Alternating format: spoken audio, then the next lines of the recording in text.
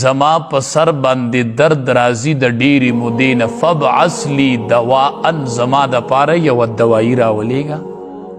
دې سر باندې مې ډېر درد راځي یوه دوایي راله راولېږه عمر فاروق رضی الله تعالی عنه هغه ته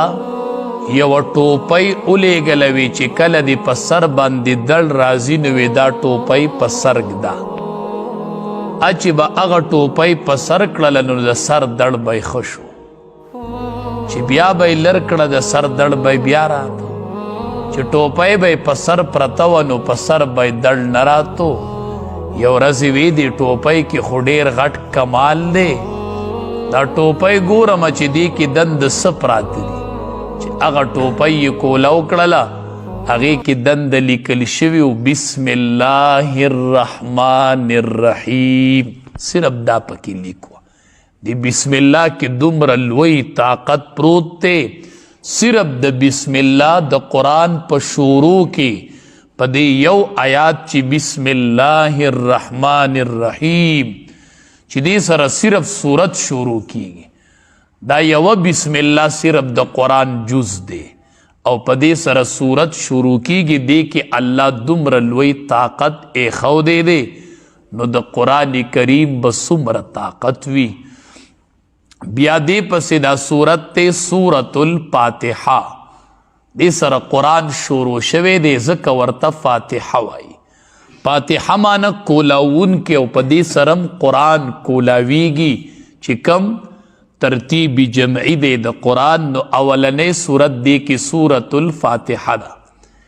یو صحابی وائی وی منگا روانو دا نبی کریم صلی اللہ علیہ وسلم نا واپس روانو لارکم سخلق اولی دو وی خبر شو چی دا دا رسول اللہ صلی اللہ علیہ وسلم صحابہ دی او دا اغا دا خوان را روان دی نوی منگ لرالل چې زمونږ دی قبیله کې یو سړی لیونی شوی دی څه دم د سره نشته دی لیونی دی چې دم پې ور واچوی وی ما ورته وی چې ولې نه وی چې ورلو هغه په زنځیرونو کې تړلی و ما هغه صحابي وایي ما سحر او ماښام سورة الفاتحه شروع کړله هغه کس به مې پې دمو هغه لیونی چې سورة الفاتحه به مې وی نو خوله کې به مې لاړې توکانه جمع کوله بیا به مې پې هغه داسې دمو وی 3 ورځې مې سحر او ماښام په دې سورة الفاتحه د الحمد نواله د ولد ضالینه پورې په دې باندې مې دم که وی 3 ورځې پس چې پرانستو وی روغ رمټ بیخي روغ داسې محسوسېدله چې دا اډو لیونی نه دی وی هغې ماله څه عوض راک ما وی اغی پوری نخورم چې سو پوری می د امام الانبیاء نه تپوس نی کړي چې دا خوراک به جایزی وی نبی کریم صلی الله علیه وسلم را تو فرمایل چې په ناجایز دم ناجایز وی او په جایز باندې جایز وی دا تا سوره فاتحه ویل دا خو جایز وو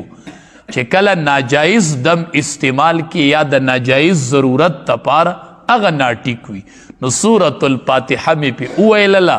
اغا لیوانی 3 ورځې پس روغ رمټ شو سحر او ماښام به ما په سورة الفاتحه دمو دیکھ اللہ دومره لوی طاقت یخی دی خو مون قرآن رالو ننو